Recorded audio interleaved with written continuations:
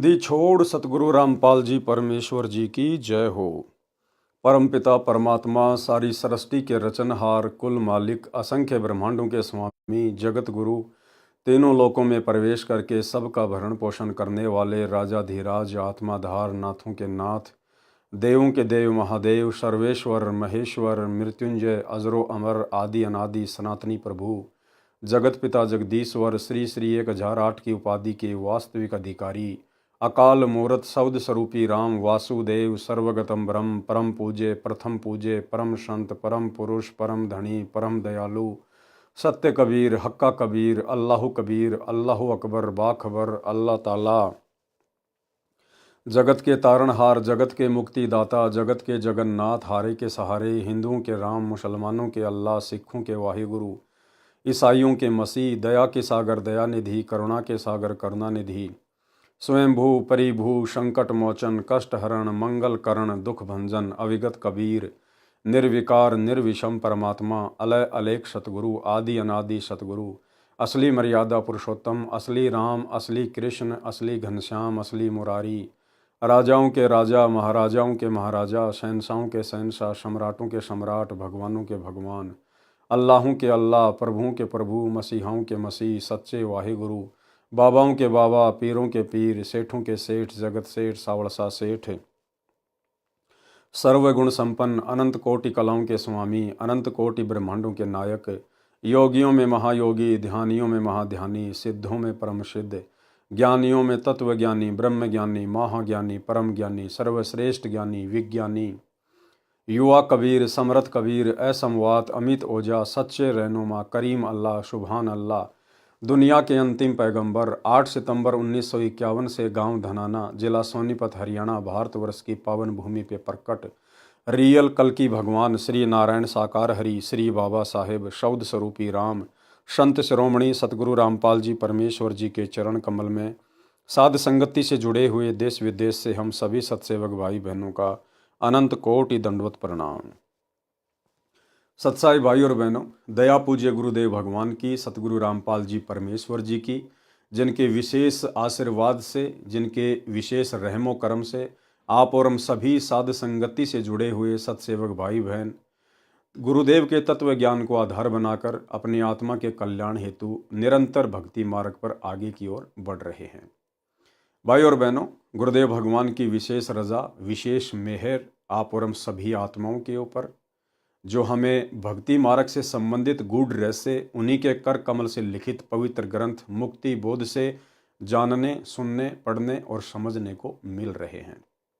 तो भाई और बहनों, मुक्ति बोध के ऊपर वीडियो बनाने की श्रृंखला जारी है। इसी श्रृंखला में आज हमारा ये तीसरे नंबर का वीडियो है।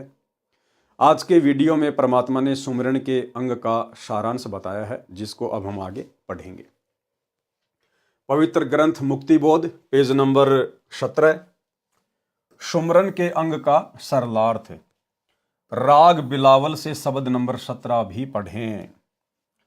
तत् कहन को राम है दूजा ना देवा, ब्रह्मा विष्णु महेश से जाके करते हैं सेवा। तत् कहन को राम है दूजा नहीं देवा, ब्रह्मा विष्णु महेश से जाके करते हैं सेवा। यानी एकमात्र परमात्मा कहने का अधिकारी, देवता कहने का अधिकारी केवल कबीर परमात्मा है। इसके अलावा ब्रह्मा विष्णु महेश तो उनकी सेवा करते हैं, उनके नौकर तुल्य हैं। जप तप तीरथ थोत रे जाकी क्या आशा, कोट यज्ञ पुण्य दान से जम कटे न फांसा। जप तप तीर्थ थोत रे जाकी क्या आशा, यानी सतगुरु के द्वारा जो भक्ति दी जाती है, जो दान धर्म करने की विधि बताई जाती है, सुमरण की विधि बताई जाती है, जो यज्ञ हवन बताया जाता है, उसके अलावा शास्त्र विरुद्ध जितने भी जप तप हैं, तीर्थ हैं, धाम हैं, आप चाहे कितनी उनकी यात्रा कर लो, कितना आप जी उन शास्त्र विरुद्ध मंत्रों का जाप कर लो, कितने आप जी व्रत कर लो, आपको किसी प्रकार से इस काल की जेल से छुटकारा नहीं मिल सकता। यम के दंड से, कर्म दंड से छुटकारा नहीं मिलता। तो गुरुदेव भगवान कहते हैं कि उनकी हम क्या आशा करें, जिनसे हमारा कोई काम ही ना सरे। जब तब तीर्थ थो तरे जाकी क्या आशा, कोटि यज्ञ पुण्य दान से जम कटे न फाशा। चाहे करोड़ों गाय दान कर दो, करोड़ों यज्ञ हवन करवा दो, लेकिन काल का दंड नहीं मिट सकता। जप तप तीर्थ थो तरे जाकी क्या आशा, कोट यज्ञ पुण्य दान से जम कटे न फाशा। यहाँ देन वहाँ लेन है यो मिटे न झगड़ा, वह बिना पंथ की बाट है पावे को दगरा। यानी बिना पंथ की बाट है, बिना रास्ते का सफर है, कैसे पाओगे उस परमात्मा को। इस काल ने तो हमें कर्मदंड में फंसा के रखा हुआ है। यहाँ लेन वहाँ देन है, यहाँ पर भक्ति करो जैसी भी आपको बता दी गई है, अपना भक्ति धन जमा करो और ऊपर जाकर ऊपर के लोकों में उसको समाप्त कर दो, अपने वो पुण्य भोग कर। तो परमात्मा कहते हैं ये झगड़ा तुम्हारा कभी नहीं मिटने वाला। इस प्रकार से जब तक तुम पूर्ण परमात्मा की शरण में नहीं आओगे, जो पूर्ण परमात्मा कबीर देव स्वयं सतगुरु बनकर तत्वदर्शी संत बनकर धरती पर प्रकट होते हैं अपना ज्ञान देने के लिए, जब तक हम इनकी शरण में नहीं आएंगे, इनके अनुसार जब तक नहीं करेंगे, सुमरण नहीं करेंगे, दान धर्म नहीं करेंगे, तब तक हमारा काल का कर्मदंड नहीं मिट सकता। यहाँ देन वहाँ लेन है यो मिटे न झगड़ा, वहाँ बिना पंथ की बाट है पावे को दगरा। बिन इच्छा जो देत है सो दान कहावे, फल बाचे नहीं तास का अमरापुर जावे। परमात्मा गुरुदेव भगवान हमें दान करने की विधि बता रहे हैं कि सबसे पहली बात तो ये कि दान हमेशा सुपात्र को किया जाता है। गुरु बिन माला फेरते, गुरु बिन देते दान, गुरु बिन दोनों निष्फल है चाहे पूछो वेद पुराण। गुरु बिन दान पुण्य जो करही, मिथ्या होए कभू न फल ही। और सुपात्र वर्तमान में इस पूरी पृथ्वी पर केवल सतगुरु रामपाल जी हैं, और कोई सुपात्र नहीं है जो आपका ज्योति पाठ और दान का पैसा लेने का अधिकारी है। तो कहते हैं सुपात्र को ही दान करना चाहिए, और दान भी निष्काम भाव से, बिना किसी इच्छा के। कोई सांसारिक या भौतिक डिमांड इच्छा आपकी नहीं होनी चाहिए, अन्यथा वो दान आपका यहीं पे खत्म हो जाएगा, वो आपके मोक्ष में किसी प्रकार से कोई काम नहीं आएगा। और यदि हम बिना किसी इच्छा के दान धर्म करते हैं सुपात्र को, तो वो दान धर्म हमारी यहाँ की आवश्यक इच्छित सांसारिक भौतिक इच्छाओं की भी पूर्ति करेगा, यानी हमें यहाँ भी परमात्मा सर्व लाभ देंगे, संकट में हमारी सहायता करेंगे, और वो दान हमारा मोक्ष में भी सहायक होगा। इसलिए गुरुदेव भगवान साधक को कह रहे हैं कि जब भी आप दान पुण्य करो, ज्योति पाठ करो, तो निष्काम भाव से करो, मन में कोई इच्छा मत रखो सिवाय मोक्ष के, आत्म कल्याण के, फिर वो दोनों जगह काम करेगा। बिन इच्छा जो देत है सो दान कहावे, फल बाचे नहीं तास का अमरापुर जावे। सकल दीप नौखंड के छतरी जिन जीते, सो तो पद में ना मिले विद्या गुण चीते। सकल दीप नौखंड के छतरी जिन जीते, और सो तो पद में ना मिले विद्या गुण चीते। यानी परशुराम जैसे जिन्होंने पूरी पृथ्वी के क्षत्रियों को काट दिया था, कहते हैं वो भी इस जंग को जीत नहीं पाया, यही काल के चक्कर में फंसा हुआ है जन्म और मरण में, क्योंकि बिना सतगुरु की सत भक्ति के यम दंड मिट ही नहीं सकता। कोटि उनचा पृथ्वी जिन दीनी दाना, परशुराम अवतार कुकीनी कुर्बाना। कंचन मेर सुमेर रे आए सब माही, काम धेनु कल वृक्ष रे सोदान कराही। सुर नर मुनि जन से वही सनकादिक ध्यावे, शेष सहस मुख रटत है जक पार ना पावे। यानी भाई और बहनों, आप और हमारा सौभाग्य देखिए, आप वर्तमान में इस कलयुग की बिचली पीढ़ी में जिस पूर्ण परमात्मा को, कबीर देव को, सतगुरु रामपाल जी परमेश्वर जी को, जो कि भक्ति और मुक्ति के दाता हैं, कहते हैं सुर नर मुनिजन। सुर यानी जितने भी देवता हैं, नर यानी जितने भी इंसान हैं, बड़े बड़े साधक हैं, मुनिजन सेव ही यानी जिसकी पूजा करते हैं, शनकादिक ध्यावें, शेष सहस यानी जो शेष नाग है वो भी अपने 1000 मुख से उस परमात्मा का नाम रटता है, जपता है, लेकिन उसके बाद भी वो उस पूर्ण परमात्मा की गति को प्राप्त नहीं हो पा रहे, उनको वो वास्तविक नाम प्राप्त नहीं है, इन सबको वो वास्तविक सतगुरु प्राप्त नहीं है, जो बड़े सौभाग्य से आज आप और हमें प्राप्त है। तो उनके द्वारा किए जाने वाला इतना प्रयास भी विफल है, बेकार है। और आप और हमें आज वो परमात्मा मिल गया जिनकी सत्य भक्ति से थोड़े समय में यदि हम मर्यादा में रहकर इस भक्ति मार्ग पर डटे रहे तो हम पूर्ण मोक्ष प्राप्त कर सकते हैं। तो आप और हम भाई बहन, बिचली पीढ़ी वाले, ये सुर नर मुनिजन सनकादिक शेषनाग, इन सब से कितने परम सौभाग्यशाली हैं। सुर नर मुनिजन से वही सनकादिक ध्यावे, शेष सहस मुख रटत है जाका पार ना पावे। ब्रह्मा विष्णु महेश रे देवा दरबारी, शंख कल्प युग हो गए जाके खुले न तारी। सर्व कला संपूर्ण रे सब पीरन का पीरा, अनंत लोक में गाज है जाका नाम कबीरा। आज वो कबीर परमात्मा हमें प्राप्त हो चुके हैं। परले शंख असंख रे पल माही बिहानी, गरीबदास निज नाम की महिमा हम जानी। यानी गरीबदास जी हमें बता रहे हैं कि इस निज नाम की कितनी जबरदस्त महिमा है। ये निज नाम कितना जबरदस्त है, आपके सदा सदा के लिए 84 के यम फंद को समाप्त कर देगा। वाणी नंबर 1-2। गरीब ऐसा अवगत राम है, आदि अंत ना कोई, वार पार कीमत नहीं, अचल हिरंबर सोई। गरीब ऐसा अविगत राम है, अगम अगोचर नूर, सुन स्नेही आदि है, सकल लोक भरपूर। यानी अविगत राम यानी कबीर परमेश्वर सतगुरु रामपाल जी की महिमा की गई है।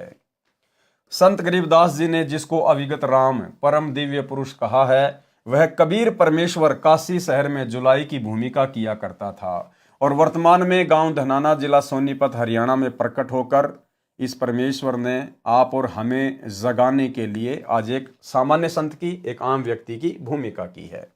गरीब सब पदवी के मूल हैं, सकल सिद्धि हैं तीर, दास गरीब सतपुरुष बजो, अविगत कला कबीर। गरीब अनंत कोटि ब्रह्मांड का, एक रति नहीं भार, सतगुरु पुरुष कबीर हैं कुल के सिरजनहार। गरीब हम सुल्तानी नानक तारे, दादू को उपदेश दिया, जाति जुलाहा भेद न पाया, काशी माहे कबीर हुआ।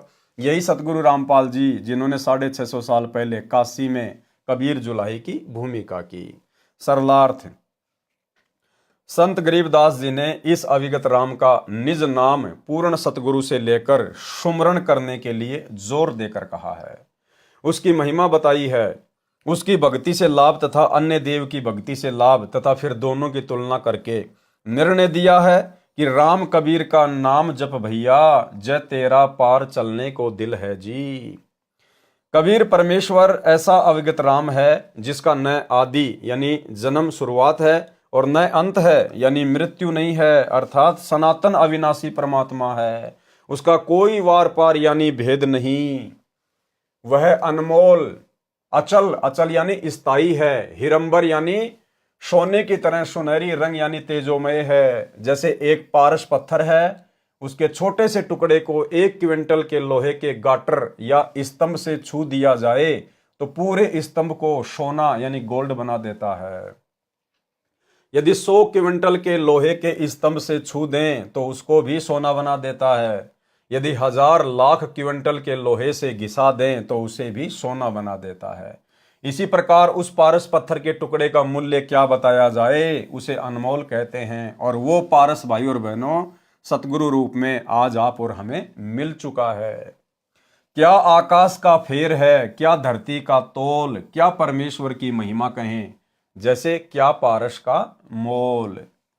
इस प्रकार कबीर परमेश्वर अनमोल यानी बेशकीमत करतार है। अनमोल और बेशकीमत करतार जिनकी कोई कीमत नहीं है।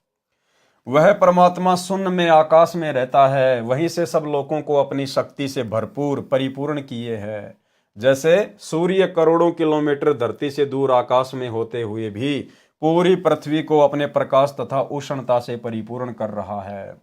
अगोचर नूर का अर्थ है अव्यक्त प्रकाश युक्त, जो सामान्य साधना तथा चरम दृष्टि से दिखाई नहीं देता है। वाणी नंबर 3 से 7।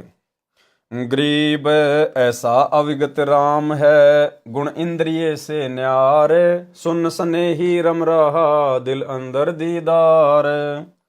गरीब ऐसा अविगत राम है, अपरंपार अल्लाह, कादर को कुर्बान है, वार पार नहीं था।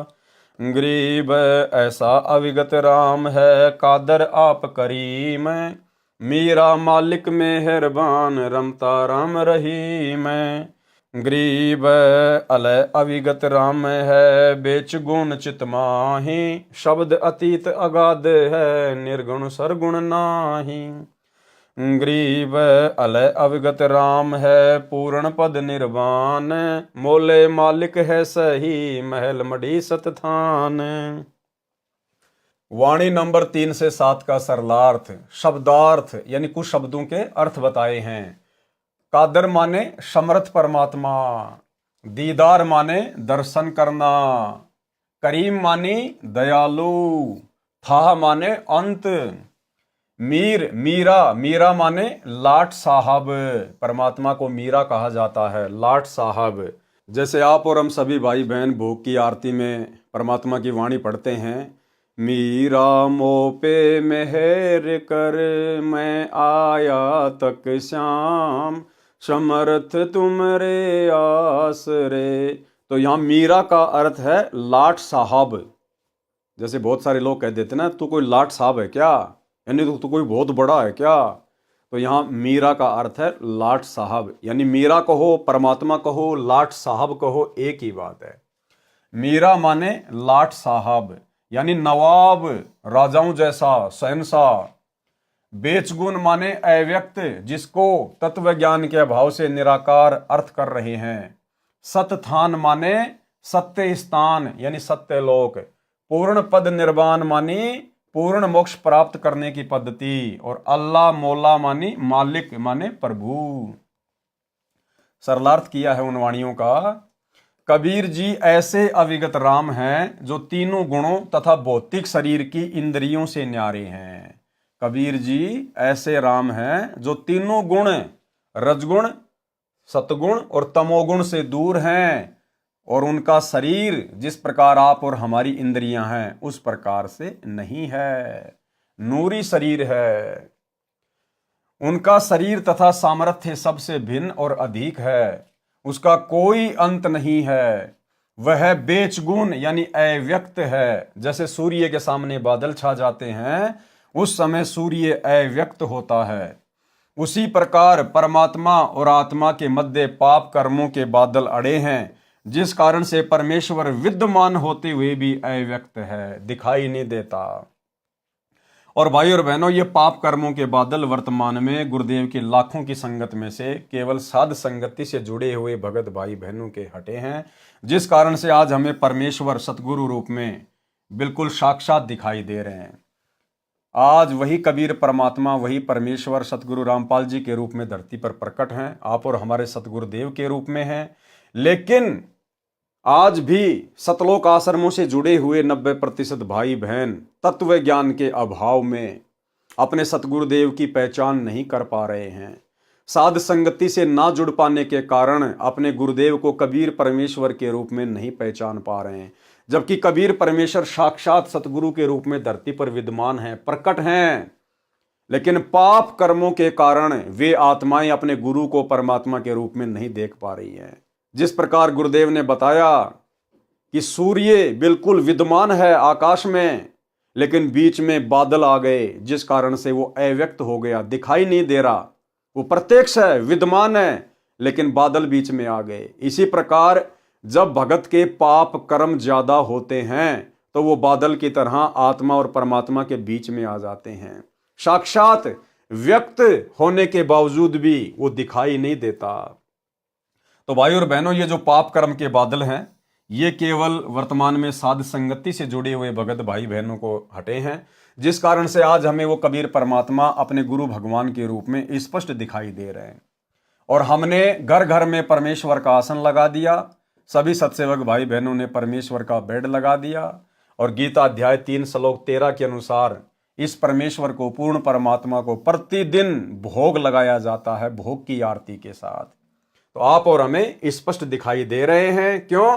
क्योंकि गुरुदेव की भक्ति से, गुरुदेव के आशीर्वाद से, हमारी भाव और श्रद्धा से हमारे जो पाप कर्म रूपी बादल थे वो हट गए हैं। उसी प्रकार परमात्मा और आत्मा के बीच पाप कर्मों के बादल अड़े हैं, जिस कारण से परमेश्वर विद्यमान होते हुए भी अव्यक्त है, दिखाई नहीं देता। ग्रीब जैसे सूरज के आगे बदरा, ऐसे कर्म छयारे, प्रेम की पवन करे चित मंजन, झलके तेज नयारे। भावार्थ, सत्य साधना शास्त्रोक्त विधि से करने से परमात्मा के प्रति प्रेम उत्पन्न होता है। सुमरण यानी सुमरण करना, जाप करना। सुमरण करते समय या परमेश्वर की महिमा सुनते तथा परमात्मा का विचार आने पर प्रभु प्रेम में आंसू बहने लगते हैं। कौन से प्रभु के प्रेम में? सतगुरु को याद करके, सतगुरु की मनमोहिनी सलोनी सूरत को याद करके। यदि भगत की आंखों में आंसू आते हैं तो समझो उसके पाप कर्म धीरे धीरे समाप्त हो रहे हैं, जो पाप कर्म नाश होने का प्रतीक होता है। जैसे तेज वायु चलने से बादल तितर बितर हो जाते हैं, सूर्य का प्रकाश स्पष्ट नया ताजा दिखाई देने लगता है, इसी प्रकार नाम जाप से उत्पन्न प्रेम की आंधी से आत्मा तथा परमात्मा के सामने से पाप कर्म रूपी बादल तितर बितर हो जाते हैं। फिर परमेश्वर जी दिव्य दृष्टि से दिखाई देते हैं। तो भाई और बहनों, आज आप और हमारी दिव्य दृष्टि खोल रखी है गुरुदेव भगवान ने, तब हमें कहीं जाकर गुरु में परमात्मा के दर्शन हो रहे हैं, क्योंकि ये हमारी दिव्य दृष्टि खुलने का प्रतीक है। उसका नूर यानी प्रकाश पहले अगोचर था, फिर दिव्य दृष्टि गोचर हुआ। उसी परमेश्वर की भक्ति से पूर्ण निर्वाण यानी पूर्ण मोक्ष प्राप्त होता है। वह मौला परमात्मा शतधाम शतलोक में रहता है। सुमरण के अंग की वाणी नंबर 8 से 12। ग्रीब अलय अवगत राम है, निराधारों का आधार, नाम निरंतर लीजिए रोम रोम की लार। यानी वो अविगत अलय राम यानी कबीर परमात्मा जो वर्तमान में सतगुरु के रूप में धरती पर प्रकट है, वो निराधारों का आधार है, जिसका सब कुछ लुट पिट चुका हो, जो बेसहारा हो, जिस आत्मा का कोई आधार नहीं हो, वो परमात्मा उसका आधार है। यदि हम उसकी शरण में आ जाते हैं तो ग्रीब अलय अवगत राम है, निराधारों आधार, नाम निरंतर लीजिए रोम रोम की लार। ग्रीब अलय अवगत राम है, निर्वाणी निर्बंध, नाम निरंतर लीजिए ध्यान चकोरा चंद। यानी वो परमात्मा मोक्ष प्राप्त है, निर्वाणी है, निर्बंध है, उसकी शक्ति का कोई वारन पार नहीं है, अथाह है। यानी गुरुदेव भगवान की महिमा की गई है। ग्रीब अलय अवगत राम है, निर्वाणी निर्बंध, नाम निरंतर लीजिए ध्यान चकोरा चंद। ग्रीब अलय अवगत राम है, कीमत कही न जाई, नाम निरंतर लीजिए मुख से कह न सुनाई। ग्रीब अलय अवगत राम है, निर्वाणी निर्बंध, नाम निरंतर लीजिए ज्यों हिल मिल मीन संबंध। ग्रीब दों दीन मद एक है, अलय अलेख पिछाण, नाम निरंतर लीजिए भक्ति हेत उरान। वाणी नंबर 8 से 12 का सरलार्थ। अब गुरुदेव इन वाणियों का सरलार्थ लिख रहे हैं। उस अविगत राम कबीर के निज नाम यानी वास्तविक नाम का जाप सुमरण निरंतर करो। यानी जिस भी भगत भाई को प्रथम नाम मिला है या सतनाम मिला है या गुरुदेव से सार नाम मिला है, उसको निरंतर अन्य समस्त चिंताओं का परित्याग करके और निरंतर उस नाम का सुमरण करते रहना चाहिए। जिनका कोई आधार नहीं, उनका आश्रय वही परमात्मा है। जिनका कोई आधार नहीं, जो बेसहारा हैं, उनका आधार, उनका सहारा वही परमात्मा है, गुरुदेव भगवान है। वह परमात्मा निर्वाणी यानी पूर्ण मोक्षदायक है, निर्बंध यानी स्वतंत्र है, उनके ऊपर किसी की हुकूमत यानी सत्ता नहीं चलती है। वह कुल का मालिक है। क्या कह रहे हैं भाई और बहनों? वह कुल का मालिक है। कौन? सतगुरु। विशेष संदेश नंबर 71, उसमें गुरुदेव भगवान कह रहे हैं कि ये काल ब्रह्म अर्जुन को गीता का ज्ञान देते समय कह रहा है कि अर्जुन, यदि तुझे पूर्ण मोक्ष प्राप्त करना है तो गीता अध्याय 4 श्लोक 34 में वर्णित उस तत्वदर्शी संत की शरण में जा, उसको भली भांति दंडोत प्रणाम कर आधीनी के साथ पेश आ, तब वो महात्मा तुझे तत्व ज्ञान का उपदेश करेंगे और वही कुल का मालिक है। यानी काल ब्रह्म अर्जुन को कह रहा है कि वो तत्वदर्शी संत ही कुल का मालिक है, कुल का मालिक। तो आज भाई और बहनों, तत्वदर्शी संत की भूमिका में कौन है? सतगुरु रामपाल जी। तो सतगुरु रामपाल जी कौन है? कुल के मालिक। और कुल का मालिक कौन होता है? कबीर परमात्मा। सुनिए छोटा सा सत्संग। 15वें अध्याय के 17वें श्लोक में कहा कि उत्तम पुरुषोत्तम ने परमात्मा ही उदारते। उत्तम पुरुष, पुरुषोत्तम श्रेष्ठ परमात्मा तो कोई और है? जो परमात्मा कहा जाता है परमात्मा, और जो तीनों लोकों में प्रवेश करके सबका धारण पोषण करता है, वो अविनाशी परमेश्वर है। अब गीता यही समाप्त हो जाती है जब ये कहता है कि उस तत्व ज्ञान को किसी तत्वदर्शी शब्द से जाकर पूछो। मोक्ष उससे होना, जन्म मरण उससे मिटना, वृद्धावस्था का संकट उससे कटना, एक मालिक कुल का वही है, एक मालिक कुल का वही है, एक मालिक कुल का वही है। उसकी साधना कहाँ है? वो ना वेदों में। तो भाई और बहनों, आप और हमारे विश्वास को दृढ़ करने के लिए पूज्य गुरुदेव भगवान अपने सत्संगों में इस प्रकार के संकेत करते हैं। वह कुल का मालिक है, उसका नाम इस प्रकार सुमरण करो जैसे मीन यानी मछली समुद्र में एक पल भी निश्चल नहीं रहती, उसी प्रकार नाम का सुमरण करते रहो। परमेश्वर के नाम से ध्यान ऐसे लगाओ जैसे चकोर पक्षी चांद से लगाता है। संत धर्मदास जी ने कहा है कि निर्विकार निर्भय तू ही और सकल भय मान, ए जी साधो और सकल भय मान, सब पर तेरी साहिबी, सब पर तेरी साहिबी, तुझ पर साहिब ना, निर्विकार निर्भय। दोनों धर्मों हिंदू मुसलमान का परमात्मा एक ही है और वो परमात्मा वर्तमान में सतगुरु रूप में धरती पे प्रकट है।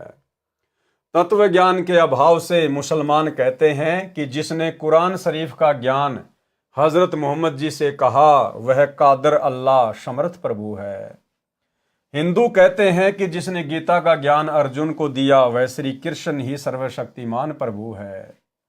संत गरीबदास जी कह रहे हैं कि मुसलमान उसे बेचून अल्लाह कहते हैं। हिंदू अलख यानी निराकार, अलेख का अर्थ अदृश्य भी होता है, जो दिखाई नहीं देता, कहते हैं।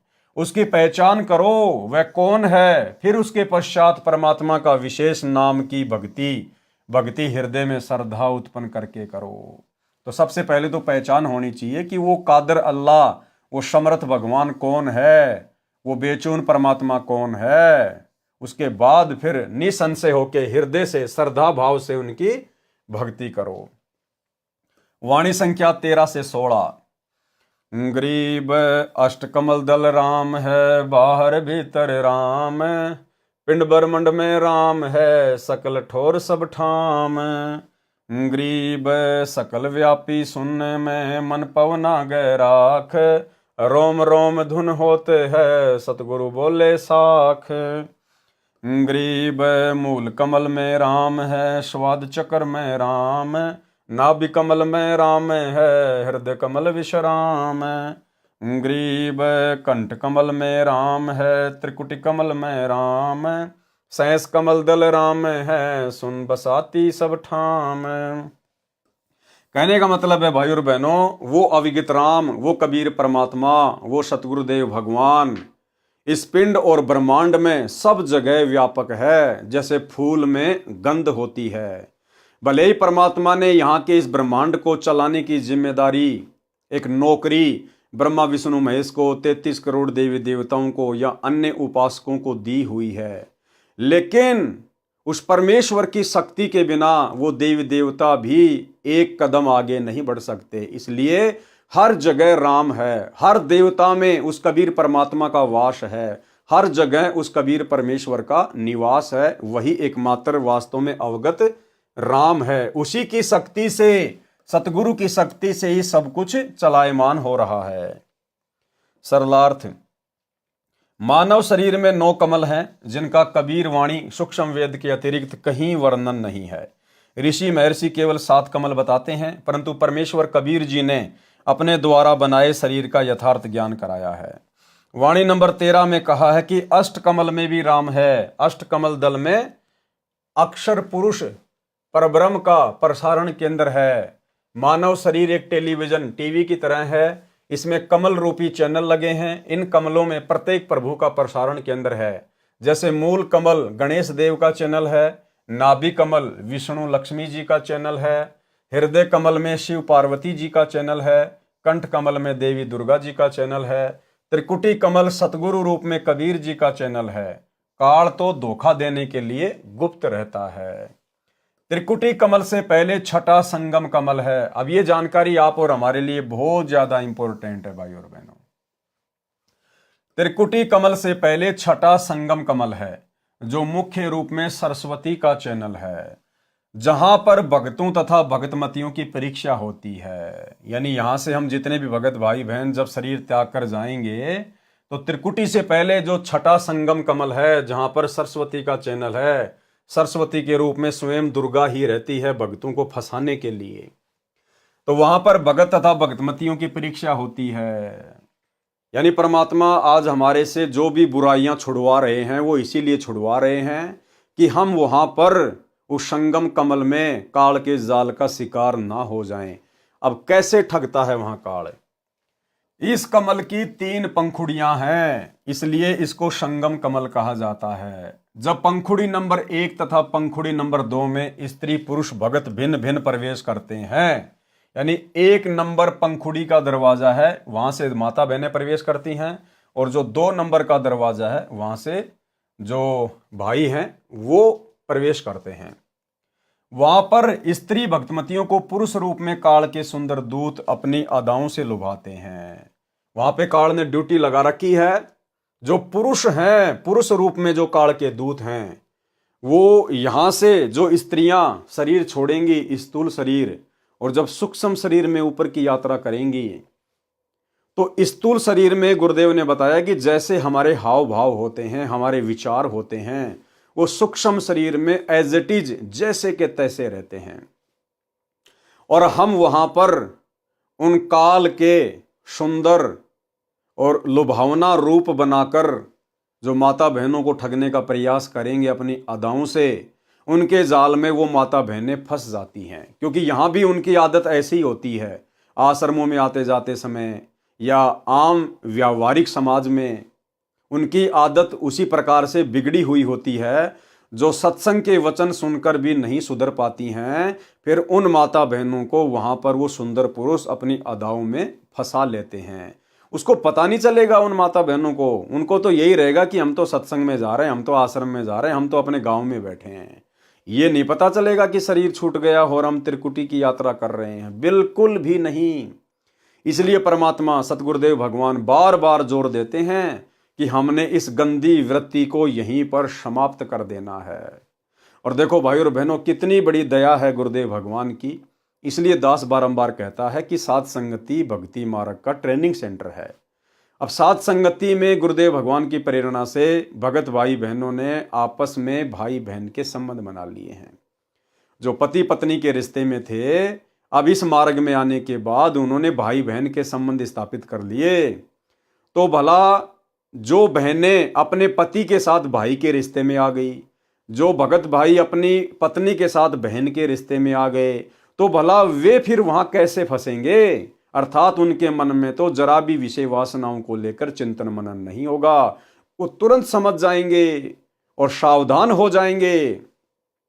जैसे वर्तमान में सतलोक आश्रमों में यदि कोई भगत भाई बहन उल्टी हरकतें करते हैं या साध संगति से जुड़ी हुई कोई निकम्मी आत्मा उल्टी हरकत करती है तो तुरंत सत्सेवक भाई बहन उनको समझाते हैं, उनको जगाते हैं कि तुम क्या कर रहे हो भैया, अरे मोक्ष प्राप्ति के लिए जुड़े हैं सतगुरु से, ये गंदे कर्म करते करते तो असंख्य योग बीत गए, 84 लाख योनियों में जाओगे, यही कर्म करोगे, ये मनुष्य देह मिली है, इसका सदुपयोग कर लो। तो भला अन्य भगत भाई बहनों को ज्ञान आधार से जो समझाते हैं और जो स्वयं भी उन कुकर्मों से दूर हैं, फिर वे आत्माएं वहां पर सचेत हो जाएंगी, वो ध्यान ही नहीं देंगी उनकी तरफ कि हमारा इनसे क्या लेना देना। यही बातें तो गुरुदेव भगवान हमारे को दिन रात बताया करते थे। तो साध संगति भक्ति मार्ग का ट्रेनिंग सेंटर है। और दूसरी तरफ सतलोक आश्रम, अब वहां की स्थिति स्वयं गुरुदेव भगवान अपने मुख कमल से बयान कर रहे हैं कि इन आश्रमों के तो कोऑर्डिनेटरों की भी अभी तक गंदी वृत्ति नहीं निकली है। अपनी गुरु बहनों के प्रति कितनी अश्लील नजर है, कैसी कैसी गंदी हरकतें करते हैं ये, कैसे कैसे इनके विचार हैं। आप स्वयं गुरुदेव के मुख कमल से सुन लीजिए कि इन आश्रमों में अभी तक क्या हो रहा है, सुनिए। तो भाई और बहनों, ये दया गुरुदेव भगवान की वर्तमान में साध संगत पर है और हमने इस दया को इसी प्रकार से बना के रखना है ताकि हम संगम कमल में काल के जाल का शिकार ना हो। वहां पर स्त्री भक्तमतियों को पुरुष रूप में काल के सुंदर दूत अपनी अदाओं से लुभाते हैं। जिन स्त्रियों का मन भक्ति के कारण निश्चल हो चुका है, यानी जिन माता बहनाओं का मन भक्ति के कारण निश्चल हो गया है, डगमग नहीं है, वे उनके जाल को समझकर अपने गंतव्य की ओर बढ़ जाती हैं।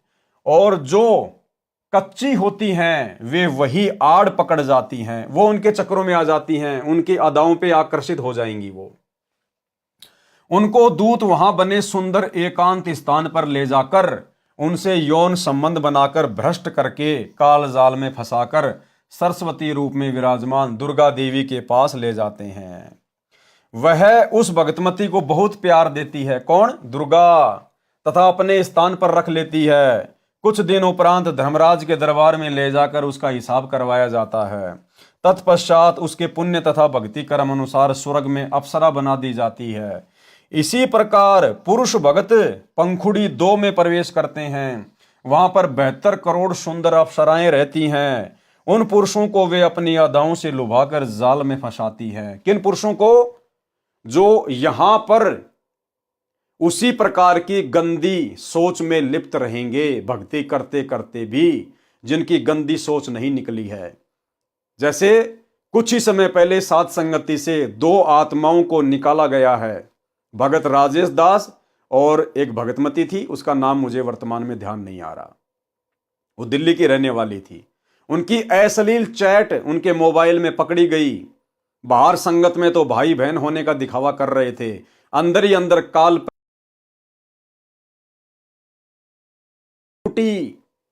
पता नहीं चलेगा बिल्कुल भी।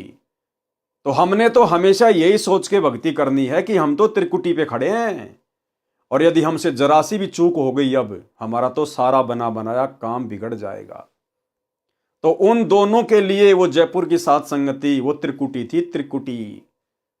और वहां से उनको परमेश्वर ने रिजेक्ट मार दिया, क्योंकि ये गंदगी भक्ति मार्ग में नहीं चलेगी। अगर भक्ति करते करते हमारी ऐसी गंदी सोच रही तो फिर हम वहां पर संगम कमल में काल के उन दूतों के हत्थे चढ़ जाएंगे, उन अप्सराओं के हत्थे चढ़ जाएंगे, उन सुंदर पुरुषों के हत्थे चढ़ जाएंगे, और फिर हमें काल अपने जाल में फंसा के ले जाएगा। क्या फायदा फिर यहां पर इतना त्याग करने का, इतना दान करने का, इतनी भक्ति करने का। तो हमने सावधान रहना है। जो उस जाल को इस ज्ञान से समझ जाता है वह उनकी ओर देखता तक नहीं है। अपने गंतव्य का अर्थ है उद्देश्य वाले स्थान, यानी त्रिकुटी की ओर जाने वाली तीसरी पंखुड़ी वाले मार्ग की ओर चलते रहते हैं। यानी सतगुरु हमें संकेत करते रहेंगे, उस हिसाब से हम चलते रहेंगे। जो कच्चे भगत होते हैं, सत्संग में भी इसी तरह टेढ़े मेढ़े देखते रहते हैं, वे भी उन सुंदर जालिम अप्सराओं की अदाओं से आकर्षित होकर एकांत स्थान की ओर पेशाब या पानी पीने के बहाने खिसक जाते हैं। जैसे वो राजेश दास जयपुर की साध संगति में जिसको आउट कर दिया गया, वो सत्संग में बार बार मोबाइल फोन लेकर बाहर जाके, एक दीवार थी उसके नीचे बैठ कर कि मुझे कोई नहीं देख रहा, अंदर सारे साथ संगत वाले गुरुजी की महिमा कर रहे हैं, और वहां बैठकर वो बातें करता था, वो अश्लील चैटिंग किया करता था। तो इसी प्रकार से वहां होगा, वो अप्सराएं उस मजनू को पकड़ के ले जाएंगी एकांत स्थान पर, और उसको लगेगा मुझे यहां कोई नहीं देख रहा, मैं बिल्कुल सुरक्षित हूं। जैसे वो डंडे के पास में बैठ के मोबाइल पे बात कर रहा था कि मैं सुरक्षित हूं, लेकिन भैया सुरक्षित कोई नहीं है। जो कच्चे भगत होते हैं सत्संग में भी इसी तरह टेढ़े मेढ़े देखते रहते हैं, वे भी उन सुंदर जालिम अप्सराओं की अदाओं से आकर्षित होकर एकांत स्थान की ओर पेशाब या पानी पीने के बहाने खिसक जाते हैं। आगे वह अप्सरा संकेत करके आगे आगे चल पड़ती है, पीछे पीछे मजनू भगत इधर उधर देखता हुआ अपने आप को सुरक्षित जानकर उस काल के कूप में गिरकर नष्ट हो जाता है। उसको भी कुछ दिनों उपरांत उसी अप्सरा के साथ धर्मराज की कोर्ट में भेजकर उसके कर्मों का हिसाब करवाकर स्वर्ग में कर्मानुसार देवपद या पारखत पद देकर उसको ठग लिया जाता है। इसलिए भाई और बहनों, गुरुदेव भगवान बार बार अपने सत्संग में कहते हैं कि पुण्यात्माओं, तुम त्रिकुटी की परीक्षा में फेल ना हो पाओ, इसके लिए तुम यहीं पर अपने धर्म कर्म को ठीक कर लो, अपनी सोच को ठीक कर लो। एक छोटा सा सत्संग जिसमें गुरुदेव बार बार त्रिकुटी की परीक्षा का जिक्र करते हैं, सुनिए। बताया जाता है कभी अपनी नियत किसी के दूसरे के धन पे या पराई स्त्री पे भूल कर सपने में भी नहीं करना। अपने मन को हमने परमात्मा के रंग में रंगना है, और यहां से चलते समय फिर ये बकवाद बहाऊंगी जैसे त्रिकुटी पर गए, वहां तो काल का भयंकर जाल है, वहां डांस हो रहे हैं, बड़ी बड़ी स्टेज लगा कर सुंदर सुंदर लड़कियां नाच रही हैं, और आपकी जैसी वृत्ति यहाँ होगी, उड़े जा खड़े होगी नौकर का थाने, इतने वो परमात्मा डालेंगे काल गोदी पकड़ के, अरे ठोक देगा उड़े, फिर ठा के स्वर्ग में पंडित जी धक्के खांदे। ये कर्मता संग जन्म हो गया हमने करता ने। तो ये जैसा स्वभाव आप यहाँ बनाओगे ये आपके आगे काम आओगा। तो भाई और बहनों, अब साथ संगति से जुड़ने के बाद और ये इतने सारे ढेर सारे उदाहरण, ये प्रमाण गुरुदेव के कर कमल से लिखित इन पवित्र ग्रंथों में जो हमारे सामने आ रहे हैं, ये बार बार इसीलिए आप और हमारे सामने प्रस्तुत करवाए जा रहे हैं ताकि आप और हम सावधान हो जाएं। हम बिल्कुल भी काल के जाल में फंसने वाली हरकतें यहां पर ना करें। पर नारी को देखिए बहन बेटी के भाव, कहे कबीर कामनाश का यही सहज उपाय। पर नारी और पर धन हमने मिट्टी समझकर चलना पड़ेगा, मिट्टी समझकर, क्योंकि हमें तो सबसे बड़ा धन सतगुरु मिल गया, भक्ति धन मिल गया। अगर यहां पर हमारी सोच नहीं सुधरी, हमारे आचार विचार में परिवर्तन नहीं आया, तो हम त्रिकुटी की परीक्षा में पास नहीं हो पाएंगे। जो भगत या भगतमती परीक्षा पास करके उस तीसरी पंखुड़ी में यानी सत्य मार्ग पर चलकर त्रिकुटी में प्रवेश कर जाते हैं, वे एक परीक्षा से और गुजरते हैं। इस तीसरी पंखुड़ी के मुख्य द्वार को संगम कहते हैं। जैसे भारत देश के उत्तर प्रदेश के इलाहाबाद शहर के पास गंगा दरिया तथा जमुना दरिया एक हो जाती है, तीसरी दरिया सरस्वती नीचे से आकर मिलती बताई गई है, उस स्थान को संगम कहा जाता है। इसी प्रकार यह छठा कमल संगम कमल भी कहा जाता है। सातवां त्रिकुटी कमल है, इसमें दो पंखुड़ी हैं, एक सफेद तथा दूसरी काली। सफेद स्थान पर परमेश्वर कबीर जी सतगुरु रूप में विराजमान हैं। जैसे मेरे रामपाल दास से दीक्षा प्राप्त भक्तों के लिए मेरा रूप बनाकर परमेश्वर मिलते हैं, यानी होते तो गुरुदेव भगवान स्वयं ही हैं। ये स्वयं कबीर परमात्मा है, स्वयं ही ये सतगुरु हैं, लेकिन अपने आप को छुपाते हुए कह रहे हैं। दीक्षा प्राप्त भक्तों के लिए मेरा रूप बनाकर परमेश्वर मिलते हैं। काल ब्रह्म भी धोखा करने के लिए सतगुरु का रूप बनाता है। जिन भक्तों ने ज्ञान ठीक से समझ रखा होता है वे सतनाम तथा सारनाम का सुमरण करके जांच करते हैं। सुमरण के पश्चात भी यदि सतगुरु रूप है तो वास्तविक परमेश्वर है। यदि नकली सतगुरु काल ब्रह्म होगा तो सुमरण से उसका नकली सतगुरु रूप समाप्त हो जाएगा। अब भाइयों और बहनों, ये दंडोत प्रणाम करके सतगुरु रूप में किसी अन्य की पहचान करने का फॉर्मूला भी केवल साध संगतियों में ही है। सतलोक आश्रमों से जुड़े हुए भाई बहनों को, सतगुरु रामपाल जी परमेश्वर जी के बेटा बेटी भाई बंधु रिश्तेदारों को, इनको किसी को दंडवत प्रणाम तक भी करना नहीं आता है। जो विधि गुरुदेव भगवान ने बताई है उस विधि से ये लोग दंडवत प्रणाम नहीं करते। तो भला त्रिकुटी पर ये लोग कैसे बच पाएंगे? क्योंकि उस समय पता तो चलेगा ही नहीं कि मैं आश्रम में हूं, अपने घर पे हूं, या त्रिकुटी पे हूं, या किसी संत समागम में हूं।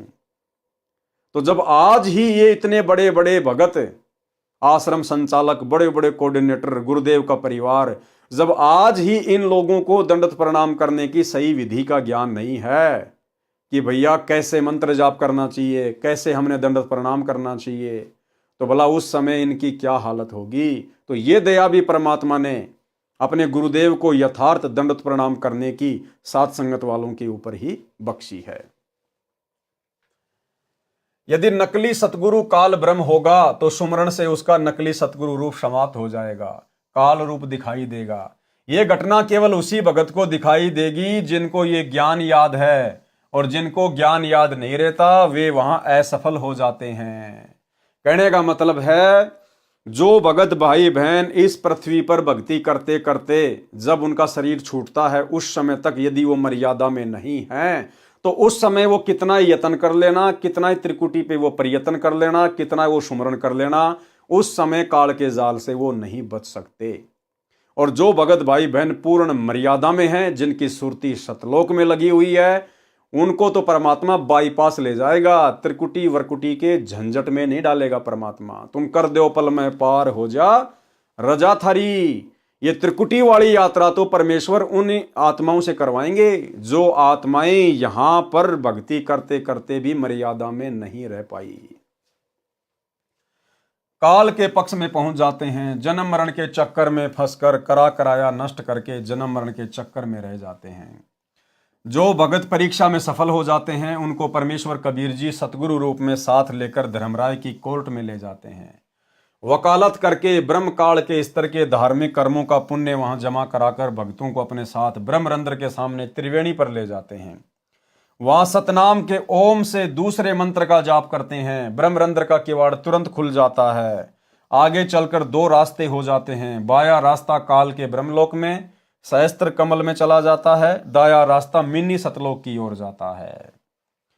जो काल ब्रह्म के साधक हैं उनके लिए सहस्त्र कमल अष्ट कमल है, जिसमें ज्योति निरंजन का निवास है। ये ब्रह्म के पुजारियों का 8वां कमल है, परंतु इस स्थान पर केवल वह जा सकता है जिसको काल ब्रह्म किसी उद्देश्य से बुलाता है, या परमेश्वर कबीर जी का भगत सतनाम के सुमरण से ब्रह्मरंध्र को खोल कर जाता है। अब देखो भाई और बहनों, ये जितनी भी जानकारी है शरीर के कमलों से संबंधित है, ये जानकारी आप और हमारे विशेष कोई काम की नहीं है। ये तो परमात्मा केवल इसलिए लिख रहे हैं ताकि कोई ये ना समझे कि भाई कबीर जी अनपढ़ थे, उनको शरीर के कमलों का ज्ञान नहीं था, या गरीबदास जी अनपढ़ थे, उनको ज्ञान नहीं था, या सतगुरु रामपाल जी को संस्कृत नहीं आती, ये संत नहीं हो सकते, इनको ज्ञान नहीं है। ये तो केवल उन आत्माओं का भ्रम निवारण करने के लिए। यदि हमें विश्वास है कि आज हमें सच्चा गुरु मिल गया है, और विश्वास है कि हमारा गुरु ही कबीर भगवान है, और हमने भी गुरु को कबीर परमात्मा मान लिया, सारी रिहर्सल उसी प्रकार से हम कर रहे हैं। नकली भगवानों को हमने अपने घर से बाहर निकाल दिया। दाढ़ी मूंछ वाली कबीर जी की फोटो को हम भगवान नहीं मानते, ना हम जून के महीने में उसका कबीर प्रकट दिवस मनाते। और यदि हम मर्यादा में रहकर भक्ति कर रहे हैं तो भाई और बहनों, हमने इन कमलों की जानकारी से कोई लेना देना नहीं है। आगे का कार्य फिर कबीर परमेश्वर सतगुरु रामपाल जी का है। भाई और बहनों, यदि हमने जयपुर से दिल्ली जाना है और हमारे पास में बस का टिकट है और हम अपनी उचित सीट पर बैठ गए हैं और बस चल पड़ी है, तो हमने बार बार विंडो से मुंह निकालकर देखने की जरूरत नहीं कि दिल्ली कहां सी है, दिल्ली कहां सी है, क्या आ गया, क्या आ गया। अगर वो बस ओके है, आपकी टिकट पक्की है और आपकी सीट कन्फर्म है और आप बैठे हुए हैं, तो वो बस आपको दिल्ली ही ले जाकर उतारेगी। आपको बार बार देखने की जरूरत नहीं है दिल्ली आई नहीं आई, दिल्ली आई नहीं आई। तो यदि हमें सच्चा गुरु प्राप्त है और गुरु को हमने अपना भगवान मान लिया है और मर्यादा में रहकर भक्ति कर रहे हैं, तो फिर हमारा अगला कदम सतलोक में है। हमने इन कमलों से कोई लेना देना नहीं है। परमेश्वर कबीर जी का भगत सतनाम के सुमरण से ब्रह्मरंध्र को खोल कर जाता है। जहां दो रास्ते ब्रह्मरंध्र के बाद आते हैं, वहां जाते ही ओम का जाप अपने आप बंद हो जाता है। यानी जब ये जीवात्मा इस काल ब्रह्म के 21 ब्रह्मांडों को पार कर जाती है तो काल का ओम नाम का सुमरण जो हमें सतनाम में दिया जाता है वो ऑटोमेटिक बंद हो जाता है। और फिर ऊपर नीचे की श्वास से केवल अक्षर पुरुष का जो दूसरा मंत्र है सतनाम में जो हमें दिया जाता है केवल वही दोनों श्वासों से चलता रहता है, ऑटोमेटिक होता है। वहां जाते ही ओम का जाप अपने आप बंद हो जाता है, केवल सतनाम के दूसरे मंत्र का जाप चलता रहता है। श्वास यानी श्वास लेते समय और छोड़ते समय यही मंत्र चलेगा। साथ में सारनाम भी दोनों अंदर बाहर श्वासों में चलेगा। गरीब सोहम सोहम धुन लगे दर्द बंद दिल माही, सतगुरु पर्दा खोल ही अगम दीप ले जाही। दाईं ओर चलने पर वह अष्ट कमल आएगा जो अक्षर पुरुष वाला चैनल है, जिसकी 10 पंखुड़ियां हैं। इसके आगे मिनी सतलोक है जो 9वां कमल है। इसकी असंख्य पंखुड़ियां हैं। परम अक्षर पुरुष यानी सत्य पुरुष का चैनल है। इस प्रकार प्रत्येक कमल में राम यानी प्रभु है, परंतु पूर्ण परमात्मा सत्य पुरुष कुल का मालिक होने से प्रत्येक कमल में अपनी अदृश्य शक्ति से विद्यमान रहता है, जैसे फूल में गंध रहती है। इस 9वें कमल का संबंध हृदय कमल जो चौथा कमल शिव पार्वती का है उसमें भी है। मिनी सतलोक वाला सीन दृश्य वहां भी टीवी की तरह एक कोने में चलता रहता है। वहां परमेश्वर अन्य रूप में होने से पहचान नहीं आता, उसे कोई ऋषि जानकर विशेष महत्व नहीं देते। संत गरीबदास जी ने कहा है कि सकल व्यापी यानी सब कमलों तथा सर्व ब्रह्मांडों में व्यापक परमात्मा शून्य यानी आकाश में रहता है। उसकी सत्ता शपर है, वह सकल व्यापी यानी वासुदेव है। गीता अध्याय 3 श्लोक 15 में सर्वगतम ब्रह्म का अर्थ है सर्वव्यापी ब्रह्म यानी वासुदेव परम अक्षर ब्रह्म है। हे साधक तू मन तथा श्वास को नाम मंत्र पर दृढ़ता से लगाए रखे। वाणी नंबर 17 से 21। ग्रीब अचल अभंगी राम है गलता ना दमलीन, सुरत नृत्य के अंतरे बाजे अनहद बीन। ग्रीब राम कहा तो क्या हुआ उर्मे नहीं यकीन, चोर मुसे घर लूटे ही 5-25 3। ग्रीब एक राम कहते राम हैं जिनके दिल हैं एक, बाहर भीतर रम रहा पूर्ण ब्रह्म अलेख। ग्रीब राम नाम निज सार है मूल मंत्र मन माही, पिंड ब्रह्मंड से रहित है जननी जाया नाही। ग्रीब राम रटत ना ढील कर हरदम नाम उचार, अमी महारस पीजियो यो तत् बारंबार। सरलार्थ संत गरीबदास जी ने अपनी आंखों देखकर बताया है कि कबीर परमेश्वर ही अचल यानी स्थायी, अभंगी यानी कभी नष्ट न होने वाला एवरलास्टिंग है। नाम का जाप सुरती तथा नृत्य से यानी ध्यान लगाकर करने से सतलोक में होने वाली धुन सुनाई देने लगेगी।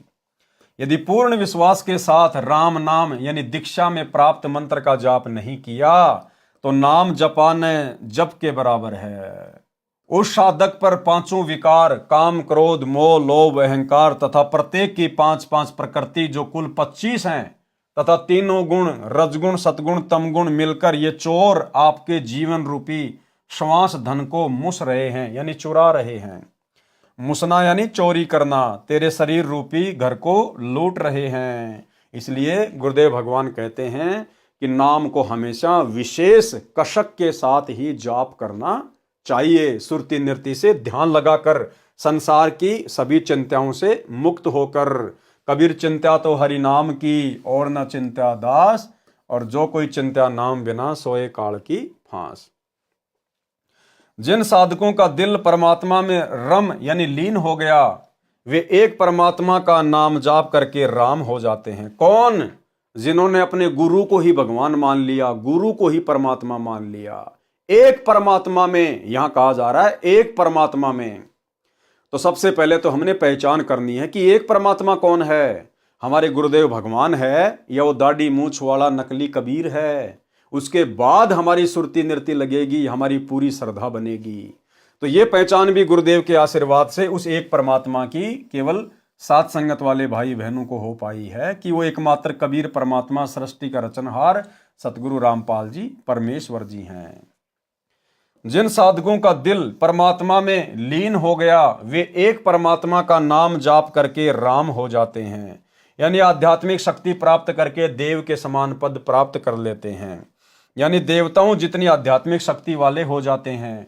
परमात्मा शरीर के कमलों में तथा बाहर सब जगह विद्यमान है। वाणी नंबर 20-21। परमात्मा प्राप्ति के लिए साधना करने में राम नाम यानी गुरु जी से प्राप्त सत्य मंत्र ही निज सार हैं, यानी विशेष महत्व रखता है। वह मूल मंत्र मन में समाया रहे, यानी निरंतर जाप करता रहे। वह परमात्मा जिसका जाप मूल मंत्र सार नाम है, वह पिंड यानी शरीर तथा ब्रह्मांड से भिन्न आकाश में बने अमर धाम में रहता है। उसका जन्म किसी माता से नहीं हुआ, ना सतगुरु जननी जने जाके माना बाप, पिंड ब्रह्मांड से रहित ना वहां तीनों ताप। वाणी नंबर 21। अब उस राम का सुमरण यानी सुमरण करने में ढील ना कर, प्रत्येक श्वास यानी हरदम से नाम का उच्चारण कर। यह सुमरण रूपी अमृत को पी ले। ये तत्व यानी निष्कर्ष है, बार बार इस नाम के जाप का आनंद ले। अमी महारस यानी अमर होने का महान मंत्र के जाप रूपी रस को पी ले, यानी निरंतर गुरुदेव भगवान ने हमें जो सुमरण दिया है हम उसका जाप सुरती नृत्य से करते रहें, मर्यादा में रहकर करते रहें, गुरु को कबीर परमात्मा मानकर करते रहें। वाणी नंबर 22-24। गरीब कोटि गऊ जे दान दे, कोटि जग जो नार, कोटि कूप तीरथ खैने मिटे नहीं जमार। गरीब कोटिक तीरथ व्रत करी, कोटि गज कर दान, कोटि अश्व विप्रो दिए मिटे न खेचा तान। गरीब पार्वती के उर्धरा, अमर भीषण माही, सुखदेव की 84 मिट्टी निरालम निज नाम। यानी गुरुदेव भगवान हमें समझाना चाह रहे हैं कि बिना सतगुरु और बिना सतगुरु के सतनाम के आप चाहे कितने भी नकली नामों का जाप कर लो, राधे राधे श्याम मिला दे, हरे राम हरे कृष्णा, ओम नमो भागवते, कुछ भी आप कितनी ही ये पुराणों के अनुसार गऊ दान में दे दो, कितने आप जी हवन यज्ञ करवा लो, कितने आप जी कुएं खुदवा लो, बावड़ियां खुदवा लो, तालाब खुदवा लो, कितने आप जी घोड़े दान में दे दो ब्राह्मणों को, लेकिन इस काल के साथ जो जन्म मरण की खेचातान है वो नहीं मिट सकती। वो तो केवल सतगुरु की शरण में आकर, सतगुरु को परमात्मा मानकर और सतगुरु ने हमें जो दीक्षा मंत्र दिए हैं उनका अंतिम श्वास तक मर्यादा में रहकर सुमरण करने से ही कटेगा। सरलार्थ संत गरीबदास जी ने परमेश्वर कबीर जी से प्राप्त अध्यात्म ज्ञान को बताया है कि यदि यथार्थ नाम जाप करने को नहीं मिला, यथार्थ नाम वर्तमान में केवल सतगुरु के पास है, तो चाहे पुराणों में वर्णित धार्मिक क्रियाएं करोड़ों गाय दान करो, करोड़ों धर्म यज्ञ तथा जोनार जिमणवार किसी खुशी के अवसर पर भोजन कराना करो, चाहे करोड़ों कुएं खुदवाओ, करोड़ों तीर्थों के तालाबों को गहरा कराओ, जिससे जम मार काल की चोट यानी कर्म का दंड समाप्त नहीं होगा। चाहे करोड़ों तीर्थों का भ्रमण करो, करोड़ों व्रत रखो, करोड़ों हाथी दान करो, चाहे करोड़ों घोड़े ब्राह्मणों को दान करो, उससे जन्म मरण तथा कर्म के दंड से होने वाली खेचातान यानी दुर्गति समाप्त नहीं हो सकती। भक्ति मुक्ति के दाता सतगुरु भक्ति मुक्ति के दाता, और उस साहिब के हुक्म बिना नहीं तरवर पात हिलंता। केवल गुरु ही भक्ति और मुक्ति के दाता हैं। वाणी नंबर 24 का भावार्थ है कि जैसे पार्वती पत्नी शिव शंकर को जितना अमृतत्व भगवान शिव जितनी आयु नाम प्राप्ति के बाद जिएगी, फिर दोनों की मृत्यु होगी, इतना मोक्ष भी देवी जी को शिव जी को गुरु मानकर निज मंत्रों का जाप करने से प्राप्त हुआ है। ऋषि वेद व्यास जी के पुत्र सुखदेव जी को अपनी पूर्व जन्म सिद्धि का अहंकार था, जिस कारण से बिना गुरु धारण किए ऊपर के लोकों में सिद्धि से उड़कर चला जाता था। जब श्री विष्णु जी ने उसे समझाया और स्वर्ग में रहने नहीं दिया, तब उसकी बुद्धि ठिकाने आई। राजा जनक से दीक्षा ली, तब सुखदेव जी की उतनी मुक्ति हुई जितनी मुक्ति उस नाम से हो सकती थी। परमेश्वर कबीर जी अपने विधान अनुसार राजा जनक को भी त्रेता युग में मिले थे। उनको केवल हरियम नाम जाप करने को दिया था, क्योंकि वे श्री विष्णु जी के भगत थे। वही मंत्र सुखदेव को प्राप्त हुआ था, जिस कारण से वे श्री विष्णु के लोक के स्वर्ग रूपी होटल में आनंद से निवास कर रहे हैं। वहीं से विमान में बैठकर राजा परीक्षित को भागवत कथा सुनाने आए थे, फिर वही लौट गए। ग्रीब ऋषभ देव के आइया कवि नामे करतार, नो योगेश्वर में रमा जनक विदेही उधार।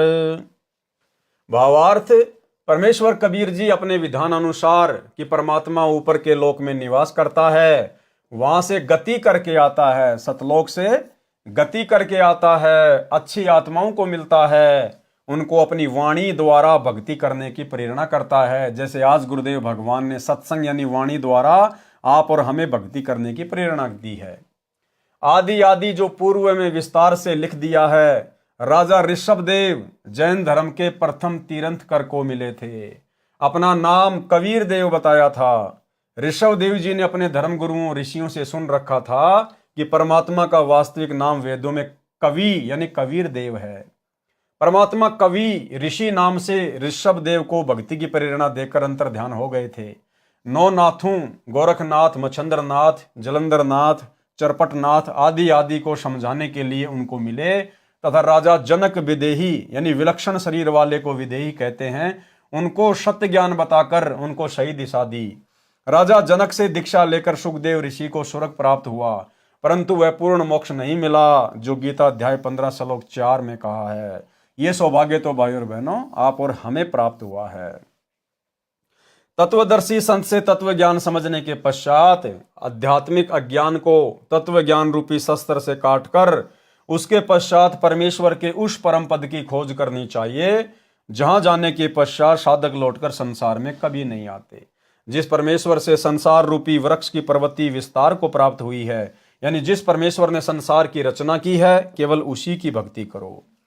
यानी जब हमें सतगुरु मिल जाए और सतगुरु का जब हमें तत्व ज्ञान सुनने को मिल जाए, सतगुरु का तत्व ज्ञान सबसे बड़ा शस्त्र है, जो अज्ञान, पाखंड और शास्त्र विरुद्ध साधनाओं का सत्यानाश कर देता है। उसके बाद साधक की सुरति फिर सतलोक में लग जाती है, अपने गुरु के चरणों में लग जाती है, और वही साधक अंत में पूर्ण मोक्ष प्राप्त कर पाता है। वाणी नंबर 24 में यही स्पष्ट किया है कि यदि स्वर्ग जाने की भी तमन्ना है तो वे विशेष निज मंत्रों के जाप से ही पूरी होगी, परंतु ये इच्छा तत्व ज्ञान के अभाव से है। जैसे गीता अध्याय 2 श्लोक 46 में बहुत सटीक उदाहरण दिया है कि सब ओर से परिपूर्ण जलाशय प्राप्त हो जाने पर छोटे जलाशय में मनुष्य का जितना प्रयोजन रह जाता है, उसी प्रकार तत्व ज्ञान की प्राप्ति के पश्चात विद्वान पुरुष का वेदों यजुर्वेद, सामवेद, अर्थर्वेद, ऋग्वेद में प्रयोजन रह जाता है। भावार्थ, तत्व ज्ञान की प्राप्ति के पश्चात अन्य देवताओं से होने वाले क्षणिक लाभ, स्वर्ग व राज्य प्राप्ति से अधिक सुख समय तथा पूर्ण मोक्ष, गीता अध्याय 15 श्लोक 4 वाला मोक्ष जो परमेश्वर परम अक्षर ब्रह्म, गीता अध्याय 8 श्लोक 3, 8, 9, 10, 20 से 22 वाले परमेश्वर के जाप से होता है, उसकी जानकारी के पश्चात साधक की जितनी श्रद्धा अन्य देवताओं में रह जाती है। यानी जब हमें सतगुरु मिल जाएगा, सतगुरु से हमें पूरा तत्व ज्ञान मिल जाएगा, सृष्टि रचना का अनमोल ज्ञान सुनने को मिल जाएगा, अध्यात्म का दाना दाना सतगुरु हमें समझा देगा, उसके बाद हमारी आस्था यहाँ के देवी देवताओं के लोक में जाने की, स्वर्ग में जाने की बनेगी ही नहीं।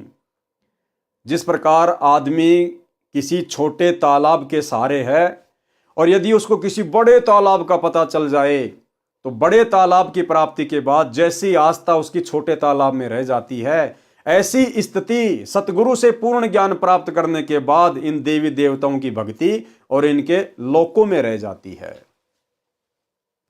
कबीर एक साधे सब सदें, सब साधे सब जाए, माली सींचे मूल को फले फूले अघाए। और भाई वो एकमात्र साधना के योग्य परमात्मा वर्तमान में सतगुरु रामपाल जी हैं। भावार्थ, गीता अध्याय 15 श्लोक 1 से 4 को इस अमृतवाणी में संक्षिप्त करके बताया है कि जो ऊपर को मूल वाला तथा नीचे को तीनों गुण रजगुण ब्रह्मा, सतगुण विष्णु, तमगुण शिव रूपी शाखा वाला संसार रूपी वृक्ष है। कबीर अक्षर पुरुष एक पेड़ है, निरंजन वाकी डार, तीनों देवा शाखा हैं, पात रूप संसार। जैसे पौधे को मूल की ओर से यानी जड़ की ओर से पृथ्वी में रोपण करके जड़ की सिंचाई की जाती है, तो उस जड़ परमात्मा परम अक्षर ब्रह्म की पूजा से पौधे की परवरिश होती है। तब तना, डार, शाखाओं तथा पत्तों का विकास होकर पेड़ बन जाता है। छाया, फल तथा लकड़ी सर्व प्राप्त होती हैं, जिसके लिए पौधा लगाया जाता है। यदि पौधे की शाखाओं को यानी पौधे की टहनियों को मिट्टी में रोपकर जड़ों को ऊपर करके सिंचाई करेंगे तो भक्ति रूपी पौधा नष्ट हो जाएगा। इसी प्रकार एक मूल यानी भक्ति का मूल कौन होता है? सतगुरु, एक परमात्मा। इसी प्रकार एक मूल परम अक्षर ब्रह्म रूप परमेश्वर की पूजा करने से सर्वदेव विकसित होकर साधक को बिना मांगे फल देते हैं, जिसका वर्णन गीता अध्याय 3 श्लोक 10 से 15 में भी है। इस प्रकार ज्ञान होने पर भगत का प्रयोजन उसी प्रकार अन्य देवताओं से रह जाता है, जैसे झील की प्राप्ति के पश्चात छोटे जलाशय में रह जाता है। छोटे जलाशय पर आश्रित को ज्ञान होता है कि यदि 1 वर्ष बारिश नहीं हुई तो छोटे तालाब का जल समाप्त हो जाएगा, उस पर आश्रित भी संकट में पड़ जाएंगे। झील के विषय में ज्ञान है कि यदि 10 वर्ष भी बारिश न हो तो भी जल समाप्त नहीं होता। इसी प्रकार सतगुरु के तत्व ज्ञान से भगत को यह पता चल जाता है कि यदि मैंने सतगुरु की भक्ति नहीं की, सतलोक वाली भक्ति नहीं की, और यदि देवी देवताओं की भक्ति करके इनके लोक में चला गया तो यहाँ तो थोड़े समय का सुख है, उसके बाद फिर मेरे को 84 लाख योनियों में डाला जाएगा, नरक में डाला जाएगा। इसलिए फिर उस साधक की आस्था उन देवी देवताओं में और उनके लोकों में जाने की बनेगी नहीं। फिर वो केवल बड़ी झील के निकट जाने का प्रयास करेगा, सतलोक की भक्ति करेगा, जहां पर सर्व सुख हैं, अखंड सुख हैं। वह व्यक्ति छोटे जलाशय को छोड़कर तुरंत बड़े जलाशय पर आश्रित हो जाता है। भले ही छोटे जलाशय का जल पीने में झील के जल जैसा ही है, परंतु पर्याप्त व चिरस्थायी नहीं है। इसी प्रकार अन्य देवताओं, रजगुण ब्रह्मा, सतगुण विष्णु, तमगुण शिव जी की भक्ति से मिलने वाले स्वर्ग का सुख बुरा नहीं है, परंतु क्षणिक है, यानी थोड़े समय के लिए है, पर्याप्त नहीं है। इन देवताओं तथा इनके अतिरिक्त किसी भी देवी देवता, पितर व भूत पूजा करना गीता अध्याय 7 श्लोक 12 से 15, 20 से 23 में मना किया है। इसलिए भी इनकी भक्ति करना शास्त्र विरुद्ध होने से व्यर्थ है, जिसका गीता अध्याय 16 श्लोक 23-24 में प्रमाण है। कहा है कि शास्त्र विधि को त्याग कर मनमाना आचरण करने वालों को न तो सुख प्राप्त होता है, न सिद्धि प्राप्त होती है, और न ही परम गति यानी पूर्ण मोक्ष की प्राप्ति होती है, अर्थात व्यर्थ प्रयत्न है। गीता अध्याय 16 श्लोक 23, इससे तेरे लिए अर्जुन कर्तव्य यानी जो भक्ति कर्म करने चाहिए और अकर्तव्य यानी जो भक्ति कर्म न करने चाहिए उसके लिए शास्त्र ही प्रमाण है। यानी शास्त्रों को आधार मानकर निर्णय लेकर शास्त्रों में वर्णित साधना करना योग्य है। ठीक इसी प्रकार भाइयों और बहनों, वर्तमान में सतगुरु रामपाल जी के हिसाल जेल जाने के बाद 2014 बरवाला कांड के बाद से संगत गीता अध्याय 16 श्लोक 24 का प्रयोग नहीं कर रही है। आज सतलोक आश्रम मैनेजमेंट हरियाणा ने, गुरुदेव के कलयुगी परिवार ने संगत को धर्म संकट की स्थिति में डाल दिया है, संगत को चौराहे पे लाके खड़ा कर दिया है। टोटल भक्ति विरुद्ध कर्म, और वो भी गुरु का आदेश बताकर पीले पर्चे निकाल कर करवाया जा रहा है। जैसे गांव धनाना में अपने आश्रम चलाने के लिए, गांव वालों को खुश करने के लिए 1 करोड़ रुपए की लागत से बैडमिंटन का स्टेडियम बना दिया, जो गुरु के विधान के विपरीत है। सतलोक आश्रम धनाना में 10 एकड़ जमीन में बहुत बड़े हॉस्पिटल का काम शुरू कर दिया गया, जो कि गुरु के सत्संगों के विपरीत है। गोहाना की जांट धर्मशाला का 5वां फ्लोर, जो लगभग 1 करोड़ रुपए की लागत से बनेगा, सतगुरु रामपाल जी के बड़े बेटे वीरेंद्र ने ठेका ले लिया, जो कि टोटल भक्ति और नियमों के विपरीत है। इसके अलावा भक्तों से कभी कांग्रेस को समर्थन करवाना, कभी बीजेपी को समर्थन करवाना, गंदी राजनीति करवाना, गुंडों की सीबीआई जांच का समर्थन करवाना, उसके लिए भक्तों के दान का पैसा देना, आरक्षणों में भगत समाज को बैठा देना, उसके लिए करोड़ों में चंदे के रूप में भक्तों के ज्योति पाठ और दान का पैसा देना, और भी ना जाने कितने कुकर्म, आश्रमों में दुनिया भर का पाखंड, मिट्टी के बैल, रंगोली बनाना, ब्याह शादी की तरह आश्रम को डेकोरेटेड करना और दुनिया भर के आडंबर, ये सब मनमाना आचरण है। लेकिन भगत समाज गीता अध्याय 16 श्लोक 24 का प्रयोग नहीं कर रहा कि कौन से भक्ति कर्म करने योग्य हैं और कौन से भक्ति कर्म ना करने योग्य हैं। इसका निर्णय तो केवल शास्त्र करेंगे, और सतगुरु की शरण में आने के बाद में सतगुरु के सत्संग, सतगुरु के कर कमल से लिखित पुस्तकें भगत के लिए सबसे बड़ा शास्त्र होता है। और यदि गुरुदेव के सत्संग में इन सब कुकर्मों का उल्लेख नहीं है तो भाई और बहनों फिर आप जी मनमाना आचरण कर रहे हैं। शास्त्र विधि को त्याग कर मनमाना आचरण जो आपसे वर्तमान में इन आश्रमों में करवाया जा रहा है। और हम सत्सेवक भाई बहन हमने गीता अध्याय 16 श्लोक 24 को अपने काम में लिया।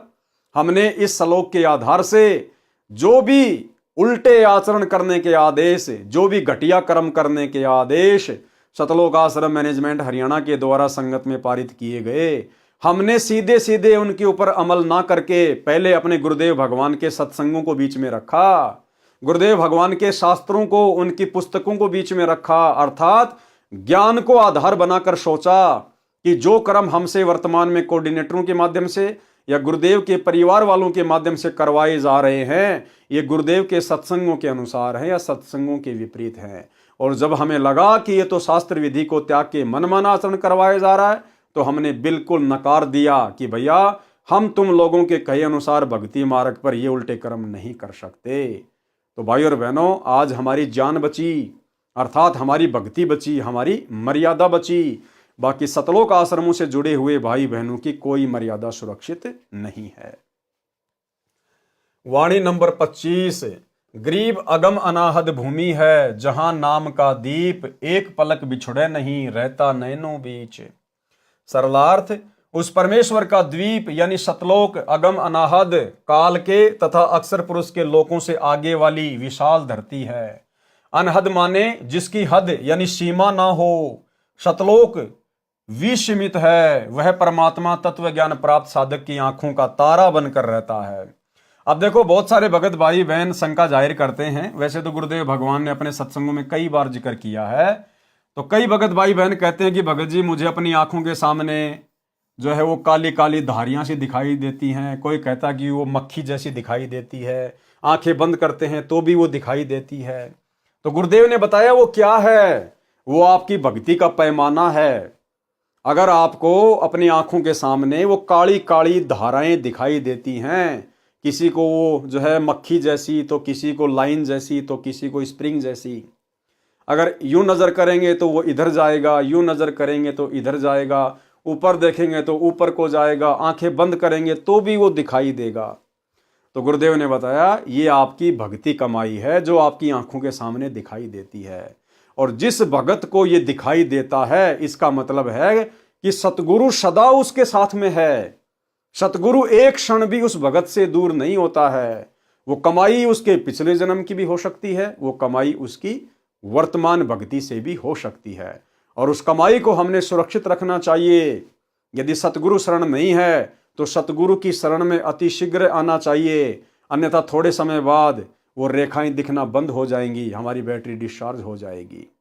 और यदि हम सतगुरु की शरण में आ जाते हैं तो उसके बाद वो बढ़ती चली जाएंगी। ना बढ़ें तो भी कोई बड़ी बात नहीं है, समाप्त हो जाएं तो भी कोई बड़ी बात नहीं है, वो समाप्त भी सतगुरु के आशीर्वाद से होंगी। लेकिन एक बार आपको विश्वास दिलाने के लिए परमात्मा आपको दिखाता है कि आपकी भक्ति सही चल रही है और सतगुरु पल पल आपके साथ में है। वह परमात्मा तत्व ज्ञान प्राप्त साधक की आंखों का तारा बनकर रहता है। एक पल यानी एक क्षण भी दूर नहीं होता। भगत को आंखों के सामने कुछ रेखाएं दिखाई देती हैं, वे परमात्मा की भक्ति का सांकेतिक तोल माप है। वाणी नंबर 26 से 37। गरीब साहिब साहिब क्या करे, साहिब है प्रतीत, भैंस सिंह साहिब या पांडे गावे गीत। कि भाई साहिब साहिब क्या करते हो, साहिब तो विश्वास में है, प्रतीत यानी विश्वास। कहे कबीर सुनो बे साधो मैं तो हूं विश्वास में। लेकिन विश्वास भी सच्चे सतगुरु पर करना होगा, सच्चे सतगुरु के मंत्रों पर करना होगा। गरीब साहिब साहिब क्या करे, साहिब है प्रतीत, भैंस सिंह साहिब भया पांडे गावे गीत। ये एक कथा है जिसका जिक्र आगे गुरुदेव भगवान ने किया है कि विश्वास के आधार पर कैसे आप भगवान को प्रकट कर सकते हैं।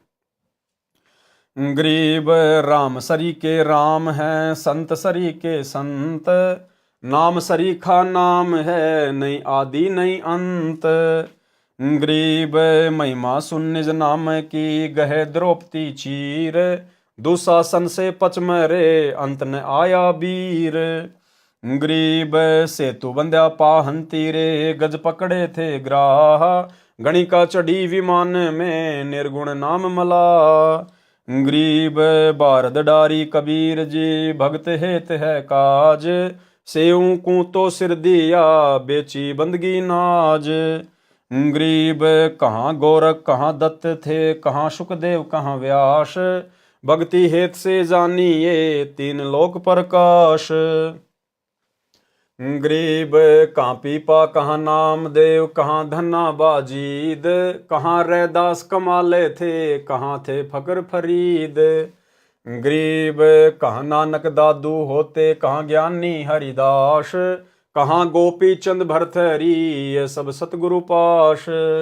गरीब कहाँ जंगी चरपट होते, कहाँ अधम सुल्तान, भक्ति हेत प्रकट भये सतगुरु के परवान। गरीब कहाँ नारद प्रहलाद थे, कहाँ अंगद कहाँ शेष, कहाँ विभीषण दूरु होते, भगत हिरंबर पेश। गरीब कहाँ जयदेव थे कपिल मुनि, कहाँ रामानंद साध, कहाँ दुर्वासा कृष्ण थे, भक्ति आदि अनाद। गरीब कहाँ ब्रह्मा कहाँ वेद थे, कहाँ शनकादिक चार, कहाँ शंभु कहाँ विष्णु थे, भक्ति हेत दीदार। सरलार्थ संत गरीबदास जी ने बताया है कि साहिब यानी राम राम क्या करता फिरता है। साहिब तो प्रतीत यानी विश्वास में है। जैसे भैंस का टूटा हुआ सींग जो व्यर्थ कूड़े में पड़ा था, वह भगत के विश्वास से साहिब यानी परमात्मा बन गया। पंडित गुरु को विश्वास नहीं था, वह केवल परमात्मा की महिमा के गुणगान निज स्वार्थ के लिए कर रहा था। भैंस का सींग बना भगवान। तो भाइयों और बहनों, आज के वीडियो में हम केवल इतना ही लेंगे। आज पवित्र ग्रंथ मुक्ति बोध के ऊपर हमारा ये 3रे नंबर का वीडियो था। कल रात्रि 8 बजे इसके 4थे नंबर के वीडियो में हम आगे बढ़ेंगे और परमेश्वर ने इन वाणियों का सरलार्थ किया है। अब धीरे धीरे बहुत सारी जो कथाएं हैं वो आगे चलना शुरू हो जाएंगी। उन कथाओं के माध्यम से हमारा विश्वास बढ़ेगा, हमारी दृढ़ता बढ़ेगी और धीरे धीरे हम इसी प्रकार से अपने गुरुदेव के प्रति पूर्णतया समर्पित हो जाएंगे और हमें इतना ज्ञान हो जाएगा, इतनी जानकारी हो जाएगी। और ज्ञान से ही भय बनता है, भय बिना भक्ति नहीं होती। और हम कभी शौपन में भी सतगुरु की मर्यादा तोड़ने का ख्याल अपने दिमाग में नहीं लाएंगे, तभी हम भक्ति मार्ग पर सफल हो पाएंगे। तो आज के वीडियो में केवल इतना ही। कल रात्रि 8 बजे फिर जुड़िए। तब तक गुरुदेव भगवान हम सबको आज्ञा दें, इजाजत दें, आशीर्वाद दें। बंदी छोड़ सतगुरु रामपाल जी भगवान की जय हो।